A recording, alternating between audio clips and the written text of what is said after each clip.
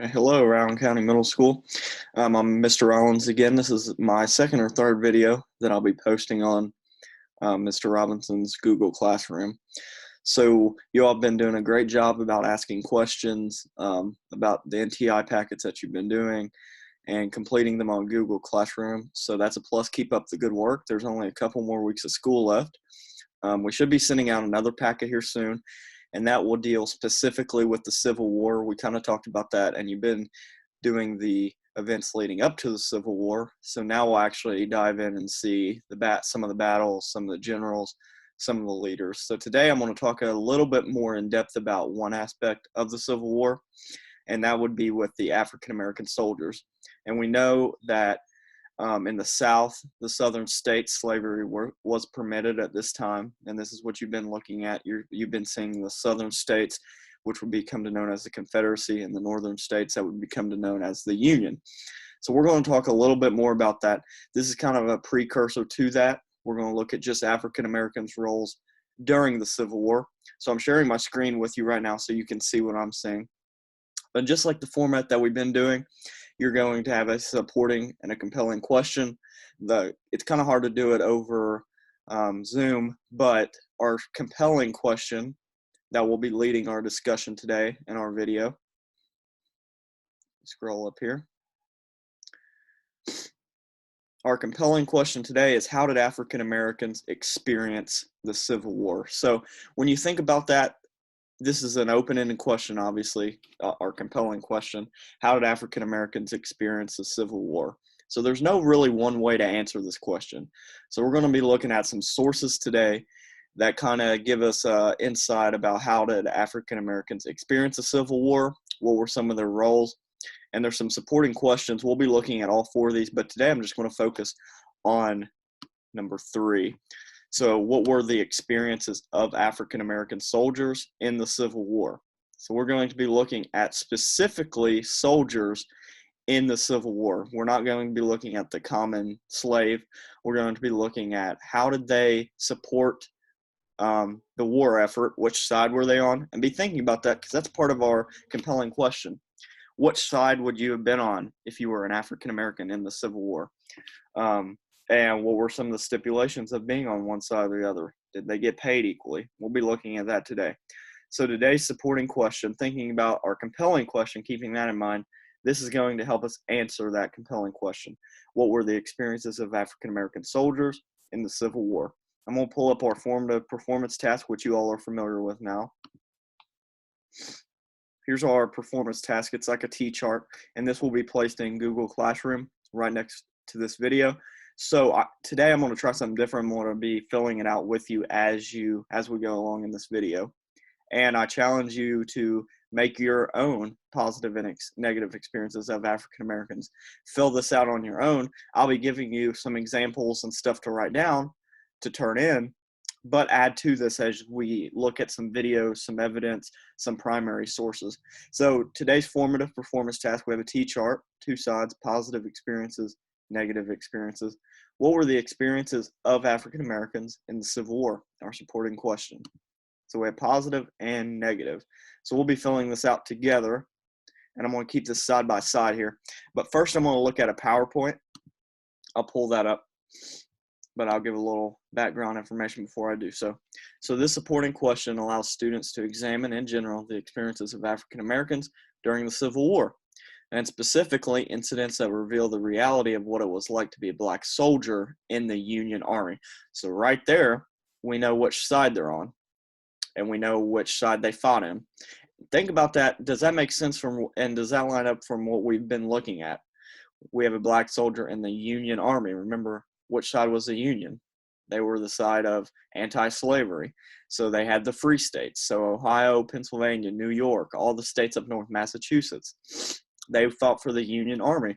However, racism and discrimination were not limited to just the South. So I don't want to get that idea in your head that the South was racism and slavery and pro-racism, pro-discrimination. That was not just limited to the South. Remember, before the North outlawed slavery and before it was outlawed in the northern states, there were still slaves in the North. So even though African Americans were enlisted in the Union Army, even though they were free, remember the free blacks would usually go north.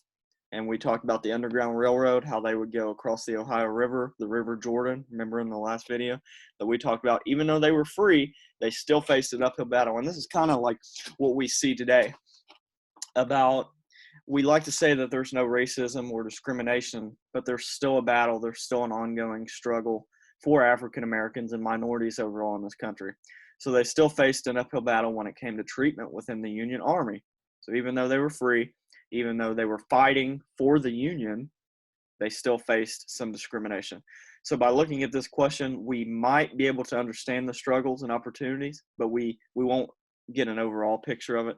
But this should help us analyze and look at it more specifically. So the struggles that they faced as a Union soldier in the Civil War. So like I said, the formative performance task, it gives you an opportunity to examine the experiences, remember the positive and negative side, and I'll keep that pulled up beside me.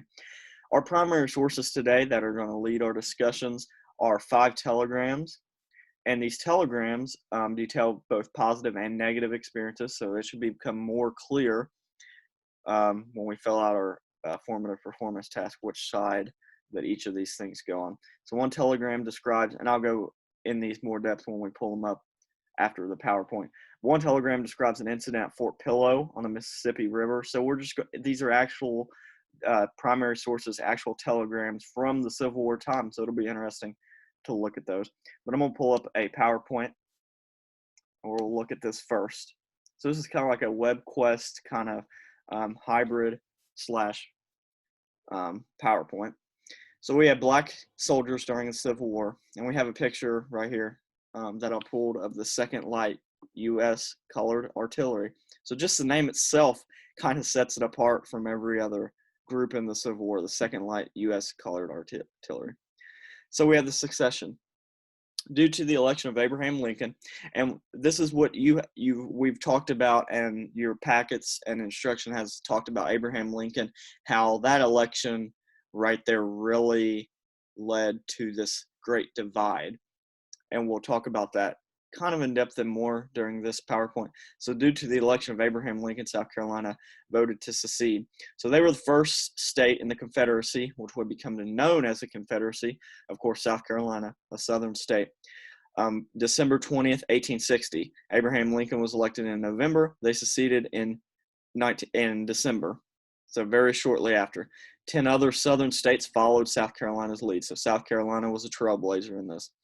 They seceded first after the election, then 10 other southern states followed after them. The Confederate States of America, that's where we get the Confederacy, were soon formed. So war was just around the corner, and we know that we have 2 distinct sides, the South and the North, and when they split and have their own governments, have their own policies, have their own, they even had their own constitution, the Confederate States. They even had their own president. So we see 2 distinct sides with 2 distinct ideologies. And when those collided, this is where we're getting the Civil War. So we have the South Carolina flag. This may look familiar to you. This is on their license plate, actually. And it's still kind of what they use today. And this is in 1861. So the causes of the war were much debated, but one thing that I really want you to know is that the Civil War, the main struggle, the main conflict was slavery.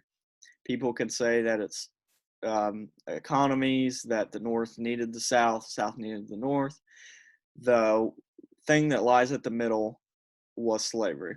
There's another thing that is kind of up there with slavery, and a lot of people debate which one really caused the Civil War. But there's another thing called states' rights, and it's really self-explanatory. But many people claim that states' rights is at the center of the controversy. So states' rights, like the name denotes, is the fact that states have their own rules, they have their own rights to do whatever they want. And one of these rights was to pull away from the United States at that time. So, and have their own governments, have their own say. However, most historians agree that slavery was at the center. So you can make your own decision on this based on evidence, but I believe that slavery was at the center of the struggle. Even the states' rights ideal came back to slavery. So states' rights determining whether or not slavery was permitted in their states, this was still at the center of that. So according to Lincoln's own words, he would have welcomed the southern states back, and this is kind of contrary to popular belief. He would have welcomed the southern states back to the Union in order to preserve the country. So the ideal and the idea of Abraham Lincoln was to preserve the Union. And the Union kind of denote that it was kind of like a union between the states. So the idea that all the states were together and had this togetherness to preserve the country without the abolish of slavery. The mindset behind Abraham Lincoln was that if he could preserve this union, that was okay, no matter what stakes were at hand. So what that means is that even if these southern states still permitted slavery, as long as they were part of the country and part of the Union, Abraham Lincoln was okay with that. But we'll look and see what the main thing that Abraham Lincoln disagreed with the South with here in a second. So here's a little quote. He said, "If I could save the Union without freeing any slaves, I would do it." And people think that, well, Abraham Lincoln, he freed the slaves. This is going to tell us a little different. If I could free any slave, without freeing any slave, I would do it. And if I could save it by freeing all the slaves, I would do it. So you see two little mindsets of Abraham Lincoln. And if I could save it by freeing some and leaving others, I would also do that. So mainly what he's saying here is that he wants to preserve this union. He wants to keep the states happy no matter what happens. But we see that the Confederate States of the United States were broken off, so he really didn't do that. So our first battle here at Fort Sumter. There's a video. I'll post this. You can click it if you're interested in some battles. That's not really conducive to what we're talking about today. But we have a video here that you can watch about and answer some questions on when the battle took place, what prompted the Confederate Army, and if we have time, we might go back and watch that today. So obviously with the battles amping up, we need soldiers, and we need a lot of them. Both sides, Union and Confederate, desperately needed men to fill the ranks because the battles following Fort Sumter were hard and bloody. So using the Civil War timeline below, we can see which was the bloodiest day of fighting. So we'll go ahead and click on this. And of course, will be posted and be interactive for you to do. So let's see if we can find the bloodiest.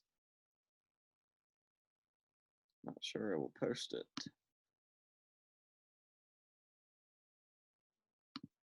We face the unthinkable.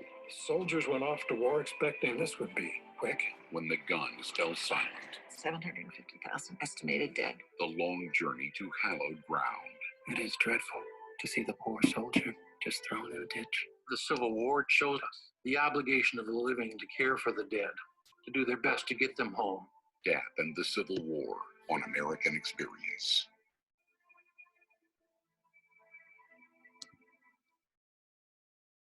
So we have, and you can watch this video on here, but this website is going to help you answer that formative performance task.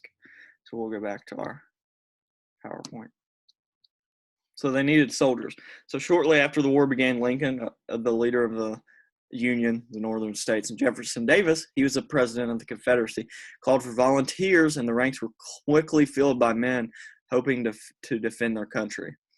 So instead of offering an incentive for pay, for freedom, they just volunteered. And imagine that today, if we would be in a war, how reluctant people would be just to fight just because.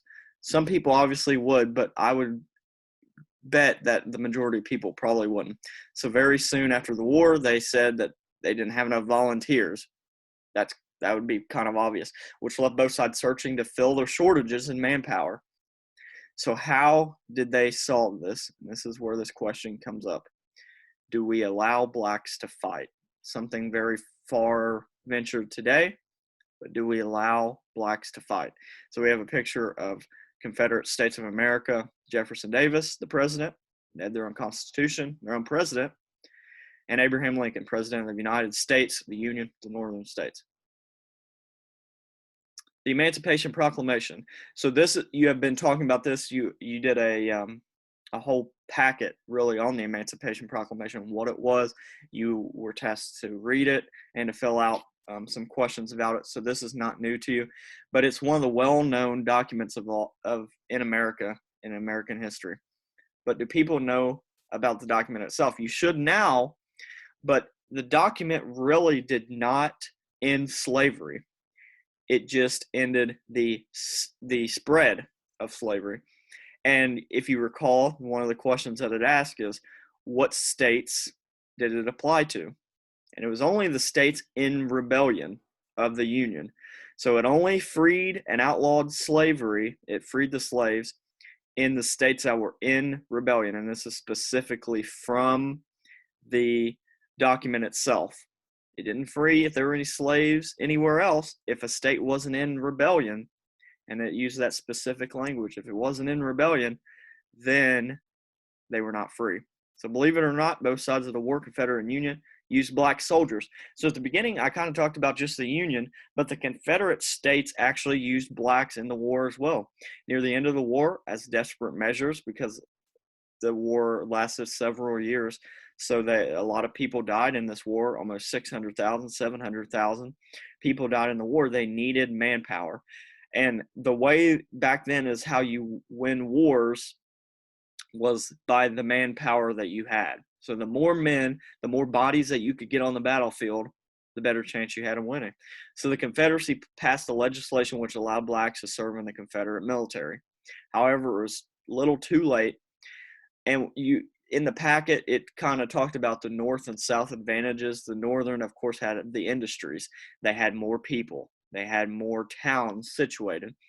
It was better fighting grounds in the North. That is why they won the war. All of these things, they had more people. The South was more spread out. They had agriculture. They didn't have the manpower, and they didn't have the industry to be successful in the Civil War. So considering the North had already mustered into an army and navy almost 200,000 black soldiers and sailors, and we have this one Confederate general had suggested the use of blacks in the army much earlier, and maybe it could have turned the course of the war if they would have listened to this guy, but his requests were denied. However, there are reports that suggest black soldiers fought for both sides prior to the Emancipation Proclamation and the passage of the Confederate legislation, which allowed blacks to fight in the war, passed in the March of 1865. So we have this regiment, the 54th Massachusetts. Of course, Massachusetts was a northern state. And I'm going to zoom in here if I can to show you this little poster up here in this corner. Now in camp at Redfield, 54th Regiment, African descent, so African Americans. So we have a bounty of $100 and $13 a month, good food and clothing, state aid to families. They were trying to recruit black soldiers in Massachusetts. And one question loomed over the formation of black troops. So they had their own troops. They weren't segregated into the white regiments of white soldiers. So the formation of black troops for battle during the Civil War, would they fight or would they run? The question was answered with a resounding, yes, they will fight, when the 54th Massachusetts, which is the group that we're looking at, led an attack on Fort Wagner, a Confederate stronghold. So we're going to look at this video.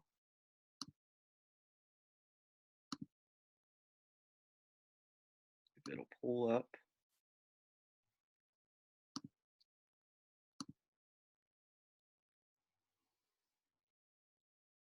Doesn't look like the video is going to pull up. I'll try to fix that link. But it just really talked about more specifically that group and the 54th Regiment. So they did fight. They had their own regiment. They were paid. Now look, and this is kind of, we'll put this as our first thing on our formative performance task. So go over to your performance task. So what were the experiences of American soldiers, African American soldiers in the Civil War? So in the North,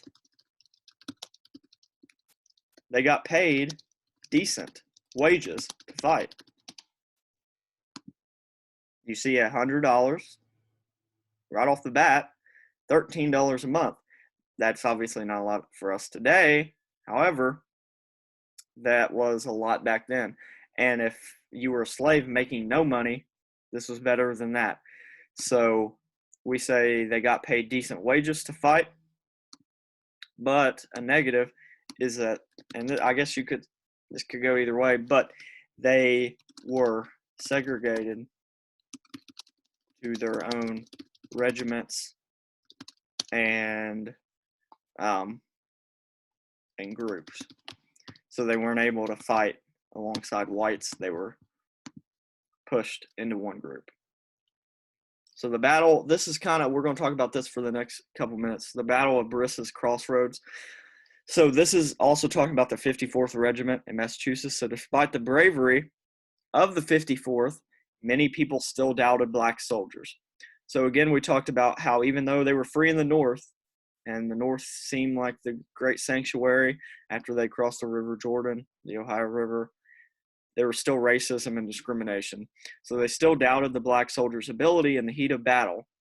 So this is another scenario of using black soldiers to kind of prove their worth, that even though that is, we look back and in hindsight is completely wrong to ever doubt black soldiers, this was the sentiment at the time and the attitudes that they felt.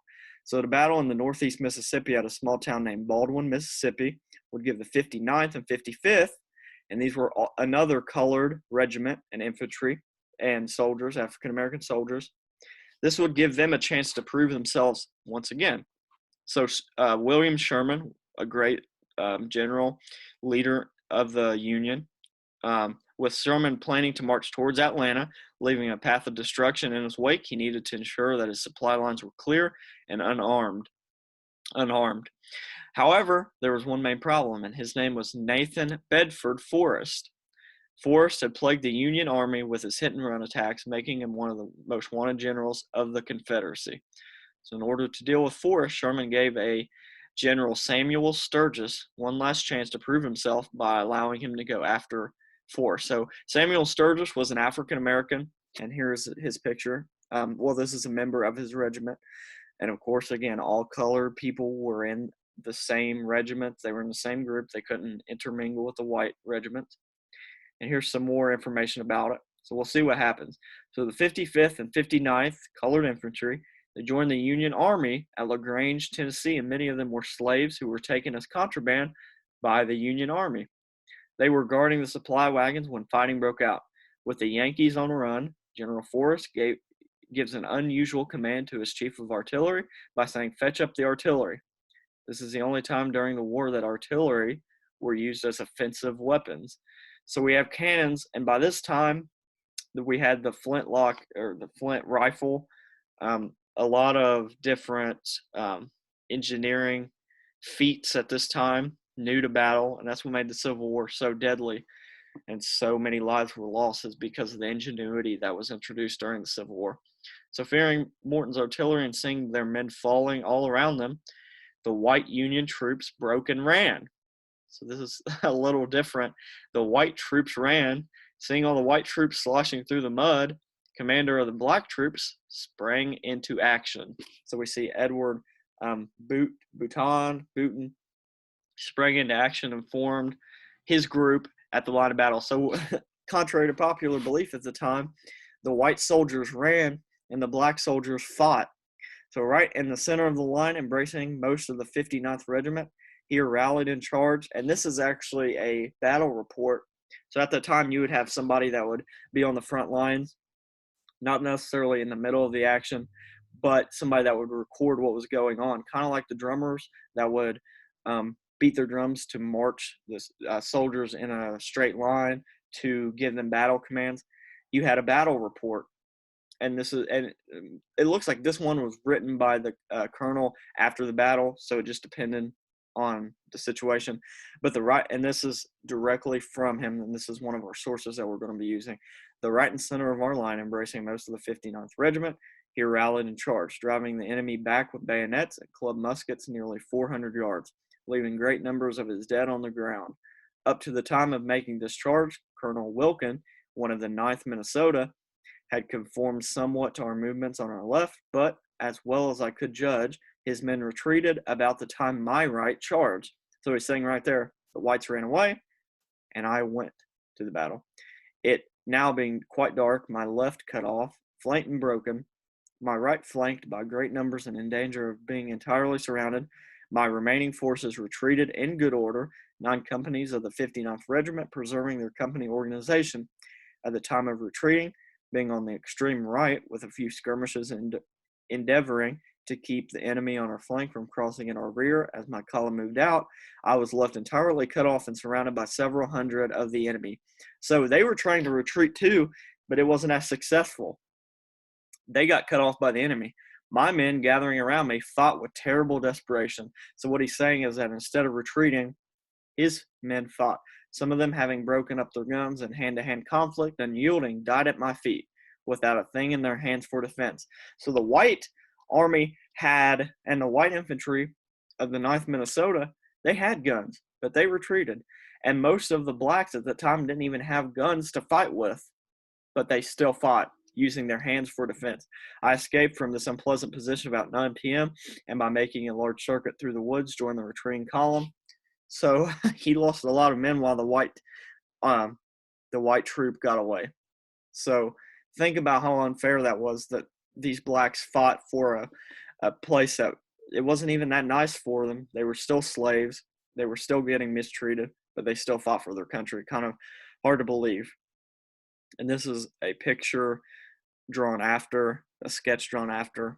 So many historians agree that his troops saved the white troop from being completely destroyed during it. So their bravery and their confidence in fighting for their country really saved the white troop. So the Union forces suffered over 2,200 killed, wounded, and missing, while the Confederate soldiers only had roughly almost 500. The defeat of the Union troops left Sturgis's military career in jeopardy, and James Sturgis was sent west to fight the Indians. So kind of the degraded a lot. Instead of fighting in the Civil War, he was just sent to fight the Indians. Another discussion for another time. His son was later killed battling the Sioux alongside General Custer at the Battle of Little Bighorn. And again, this is later on down the road. Force was proving to be a bigger problem for the Union General Sherman than he imagined. The black troops had fought bravely at this battle that we've been talking about. Having been driven from the battlefield, it wouldn't be too long before the Union and Confederacy would clash again at northeast Mississippi at the Battle of Tupelo, and this is also known as the Battle of Harrisburg. So this is what we're going to talk about now, the Battle of Tupelo. So we have July 14th, 1864. The heat was almost unbearable as Union troops dug in at Tupelo. So they were waiting on the Confederates to attack.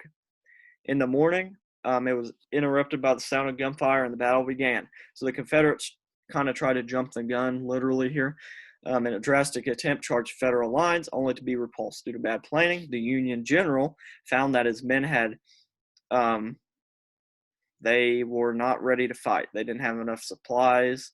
They were, and it said a hardtack full of worms, which is kind of a saying back then. It says they weren't ready to fight. Colonel Edward, and the same guy, the 59th Regiment, Bouton, found himself and his United States colored troops stationed at the right to protect the supply wagons. So again, at this battle, they fought one time, lost a lot of men, and here they are again, still fighting. So the 61st was engaged in heavy fighting throughout the day, while the other group only reported 1 soldier being killed, 10 wounded, 3 missing. Although every life really counted, 1 here would be considered a success in terms of the Civil War.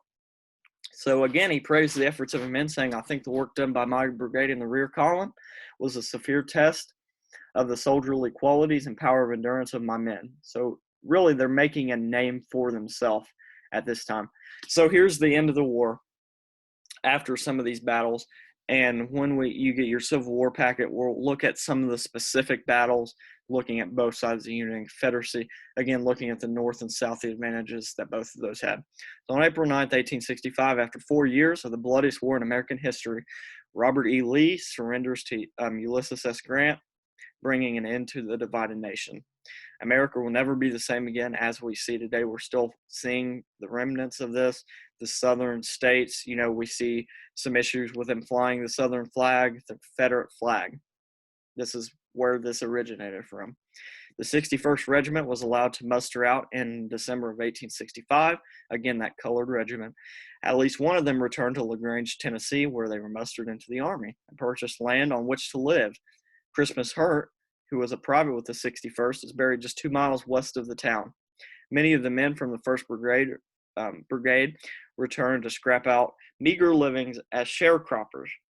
So sharecroppers, as you recall, are where these farmers would pay these people to raise crops and then sell them back to them, because of opportunities for them in the North and South would be limited for many years to come. Even though they fought, even though they showed bravery, which we just saw, and we'll add that into our formative performance task,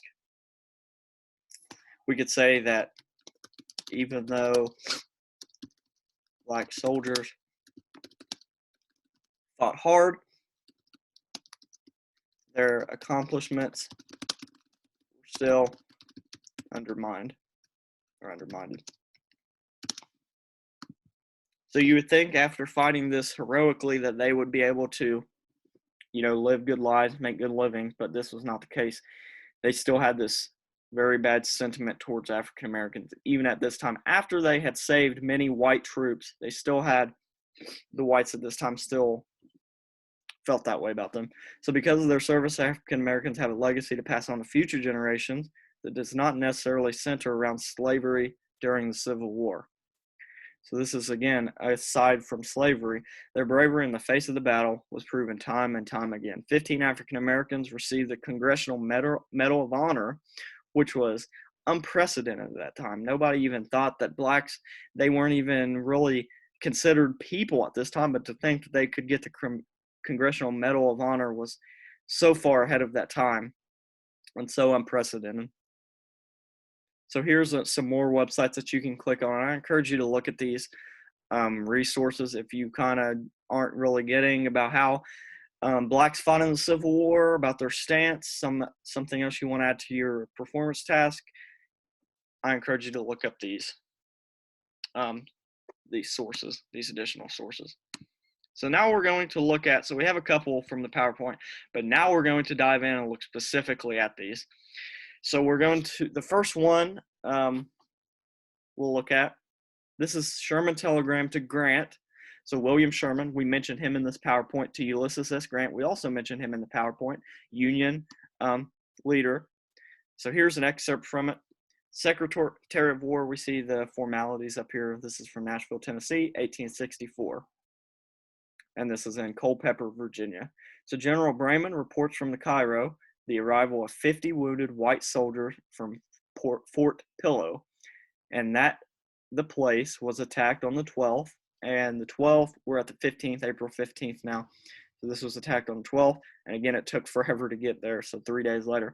50 white soldiers killed and 100 taken prisoners. 300 blacks murdered after surrender. So let's go ahead. Well, I'll read this and then we'll discuss it a little bit more. I don't know what these men were doing at Fort Pillow. I ordered it to be abandoned before I went to Meriden, and it was so abandoned, and another general must have sent this garrison up recently from Memphis. So many are on furlough that Grierson and Holbert seem to fear about going of Memphis to attack Forrest. I have no apprehension for the safety of Paducah, Columbus, or Memphis, but without drawing from Dodge, I have no force to send over there. Don't want to interrupt my plans of preparation for the great object of the spring campaign. I expect McPherson's 2 divisions from Vicksburg to rendezvous at Cairo from furlough about the 20th, and I look for A.J. Smith up daily from Red River. Whenever either of these commands arrive, I can pin Forrest up, and will take some time to run him down. Do you want me to delay for such a purpose? But shall I go on to concentrate on Chattanooga? I don't know what to do with Holbert. I know that Forrest could man him up in Memphis with 2,500 men, although Holbert has all of Garrison's cavalry and 2,500 white infantry, 4,000 blacks, and the citizen militia, 3,000. If you think I have time, I will send a division from Dodge to Purdy and A.J. Smith as he comes up to Strike Island to Boulevard, Jackson, and some by land to Tennessee. This may consume an extra 2 weeks. So let's go back up. The last part was just really talking about how many men he had and getting some advice. Well, let's look back up at this part right here. So we see 50 white soldiers killed, which it's denoted, let's pay attention to the words here, killed, and 100 taken prisoner. So these were the white taken prisoner. 300 blacks murdered. There's a difference between killed and murdered. Killed means that they were killed in battle. Murdered means that they were blatantly murdered. So let's see. So another negative experience, we can say that, and that's such a tragedy to think about. We have 100 taken prisoner, but then the 300 blacks at the scene were just murdered. So they were treated unfairly when captured. And even the whites were treated bad when captured, but think about if you were black and at this time and being captured, it would be a whole lot worse. So there's our first source, really a telegram that was sent at this time, and I encourage you to look in this and you can add some more stuff to the performance task. All right, here's our second one. So this is another telegram to Johnson. Nashville, Tennessee, 1865. His Excellency President Johnson, have just received your telegram of the 8th. I do not believe that there is the least foundation for fearing an insurrection among the Negroes. So we're looking at blacks here. Nor that in the event of any disturbances that Negro troops in this military division would attempt to commit violence. As a general rule, the Negro soldiers are under good discipline. I have required all commanding officers to keep their commands under good discipline, and as a general rule, I believe they have. I believe in the majority of cases of collisions between whites and Negro soldiers that the white man has attempted to bully the Negro, for it is exceedingly repugnant to the Southerners to have Negro soldiers in their midst, and some are so foolish as to vent their anger upon the Negro because he is a soldier. Let's just stop there. There's a lot of stuff to talk about. So we have really fearing, and we talked about this in the PowerPoint about how they had to really prove themselves that they would actually fight. So they weren't given a fair opportunity right off the bat. So they already were considered, well, they're just going to snap it, and we're just waiting on them to see when they're going to snap. So and we're looking and seeing that they're even bullied, so we can put that in there. And it's really hard to believe that all this was going on, but they were bullied by white soldiers. Let's read some more about this. See where I was. I believe in the majority of cases of collisions.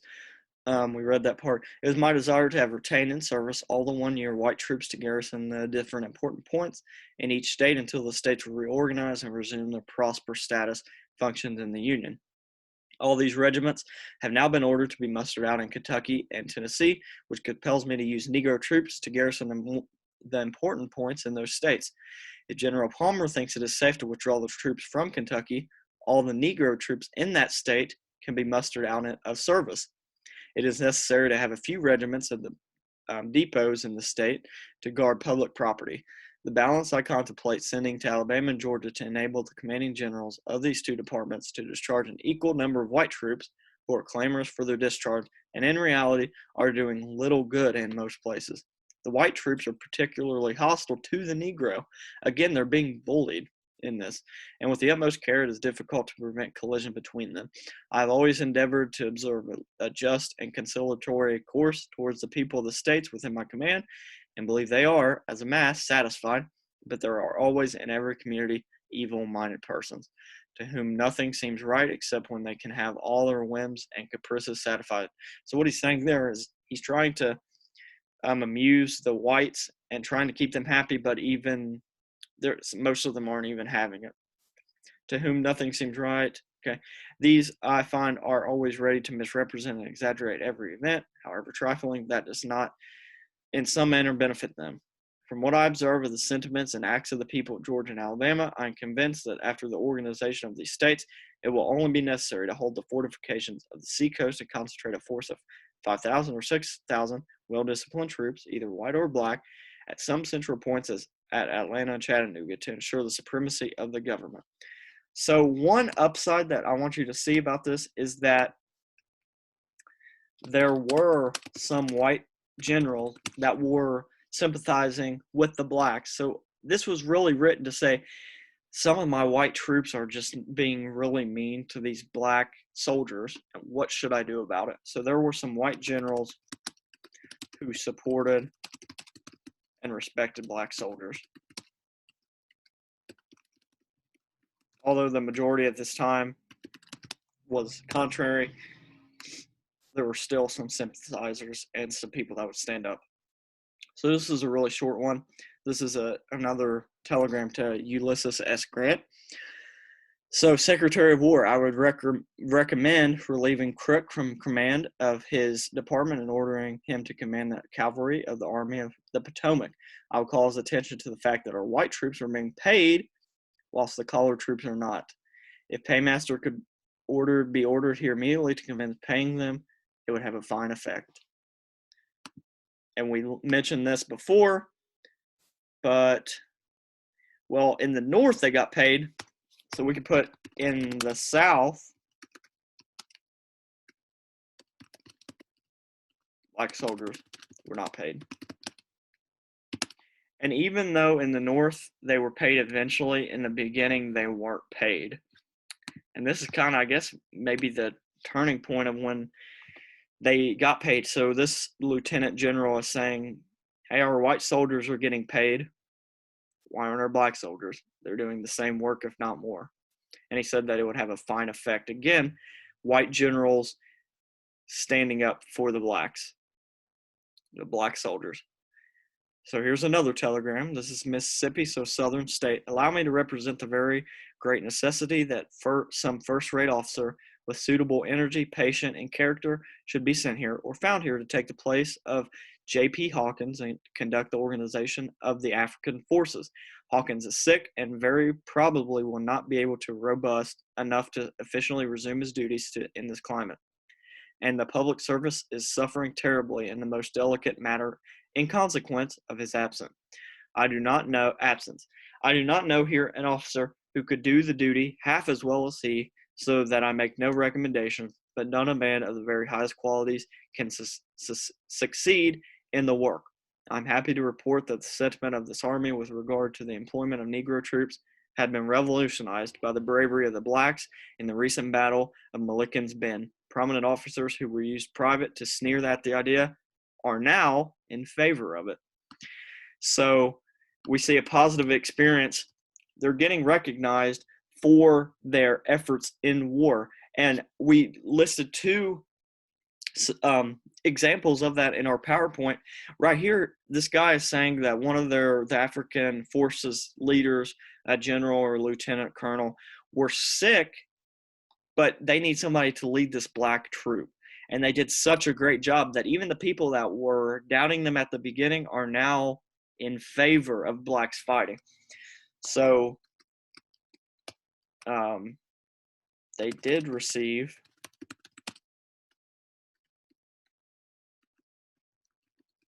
selective praise and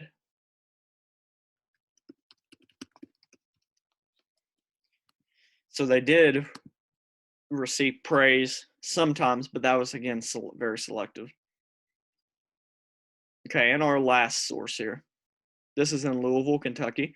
Complaint is made to me that the vicinity of Henderson, our military, are seizing Negroes and carrying them off without their own consent and according to no rules whatever, except those of absolute violence. I wish that you would look into this and inform me and see that the making of soldiers of Negroes is done accordingly to the rules you are acting upon, so that necessary provocation and irritation be avoided. So this is actually from Abraham Lincoln to this Major General Thomas. So he received a complaint that black soldiers are getting carried away without anybody's consent, and obviously not with the consent of the Negroes at the time. So they were just, we can add, and this was during when they were training to be soldiers. So unfair treatment when preparing to be a soldier, or preparing or training to be a soldier. And if you want to read more into that, here are some of the sources. So use these sources. I gave you a lot of examples, and we've talked about a lot of things. But go back in your formative performance task, and we can look at this. There are a lot more negatives than positive experiences, which should have known that from the beginning. But I challenge you to make these lists, and you have a couple more boxes here. You can spread these out some more. But try to fill up this whole page with this. Use the PowerPoint. You can go back into PowerPoint. There's a lot of different external sources that you can use. Go through this, go through these telegrams, find more examples. I might have skipped over some stuff, some important things, something that you might see that I might not have seen. So I challenge you to get back in that. And to close, we're going to watch a video here. And this kind of brings together what we've been talking about today. And you can use this as a source in your performance task.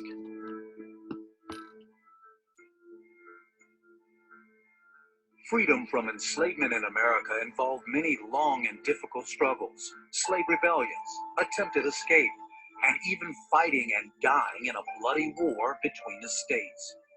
The number of African Americans that fought in the Civil War was approximately 250,000. That would include United States colored troops, African Americans that fight in United States volunteer units, and in the U.S. Navy. The number of African Americans that lost their lives during the Civil War was approximately 40,000. But wartime sacrifice did not end the struggle for full freedom and equality, nor with the enactment of the 13th Amendment, which abolished slavery throughout the United States, nor the 14th Amendment granting blacks their rights as citizens, and not even the 15th Amendment, which granted all men the right to vote. The conscription of black troops in the Civil War began a new chapter in the continuing struggle for freedom, equality, and justice. When the Civil War began, it was not legal for men of African descent to join the Federal Army. In 1792, Congress had banned the enlistment of men of African descent into the Federal Army. In July of 1862, Congress gave President Lincoln the authority to recruit men of African descent into the Federal Army. But just how were slaves of African descent convinced to fight in the Civil War? What were they promised? How did they fight? And be sure to look at this next segment here, because this will help you a lot understanding what we've talked about today and filling out a lot of that formative performance Most task. importantly, what did they gain? How does the enslaved African American receive the news that he now has the opportunity to fight and win his freedom? With wild enthusiasm would be the words used by John S. Rock, the first African American to be admitted to the bar of the U.S. Supreme Court. It was with wild enthusiasm that these enslaved Americans could now join the Union Army, fight and win their own freedoms, but not only their own freedom, but the freedom of their own family. They could become the emancipators, the great emancipators, if you will, the liberators of their own families. This was an opportunity of a lifetime. To assist recruitment efforts, abolitionist Frederick Douglass wrote a newspaper editorial entitled Men of Color to Arms. Douglass urged blacks to earn their equality and show their patriotism by fighting in the Union cause. The Massachusetts 54th Regiment was the first black unit to be formed. And the 54th, we talked about that in depth in our PowerPoint. His first recruits were his youngest son, Charles Douglas, and his eldest son, Lewis Douglas, who both enlisted in the 54th Massachusetts when it was first organized in February of 1863. His eldest son, Lewis Douglas, was quite skilled in drill when he got there, and he became the lead drill sergeant of the 54th Massachusetts. The order from the War Department, published in May of 1863, created a separate bureau of the U.S. Army. This separate bureau of the U.S. Army is where all the United States colored troop regiments were mustered into service. So even the 54th Massachusetts, which retains its state designation, was brought in to the Bureau of United States Colored Troops. Although recruitment speeches promised black soldiers equality in the Union Army, they were not treated equally, yet they performed with distinction. Their courage on the battlefield really changed the opinion of many Americans of European descent. because it was very clear after watching those soldiers on the battlefield that men of African descent could, in fact, fight. President Lincoln said that the war against the South could not have been won without the help of the black freedmen. That's very, very important point. So how are these brave men, these freedom fighters, remembered today? The African American Civil War Museum opened up in 2000 under the leadership of Dr. Frank Smith Jr., the founding director of the museum. He had a dream to build a memorial to these freedom fighters. And in 1998, he dedicated the African American Civil War Memorial at 10th and U Street to these soldiers. Opened up the museum 2 years later, and at the African American Civil War Museum, we tell the story of these American freedom fighters who marched from slavery to freedom to become the liberators of their own families. These are our forefathers who helped save the Union, abolish slavery, and establish democracy. In fact, all Americans should be grateful to these Americans who make it possible for us today, in good faith, to pledge our allegiance to an indivisible republic, a republic they helped keep together, with liberty and justice for all. They fought expressly to extend the blessings of liberty to all Americans. These are American freedom fighters, and all Americans should be proud of them, grateful to them, and especially Americans of African descent. So you can take this video as well and use it for your formative performance task. That's all the sources that I have today for you, and that's really all that I have. Again, this will be posted on Google Classroom. This will be all of this information, these sources, the video, the link to the video, and the formative performance task will be being able to be edited by you. And to fill that out, and there'll be a submission. It'll all be in one place to submit that. One thing that I do want to challenge you on, there is as the video will be posted, you can comment underneath it if you have anything that you'd like to add, any questions. I'll be monitoring that, so feel free to ask any questions. And good luck on this, and finish the last few weeks of school strong.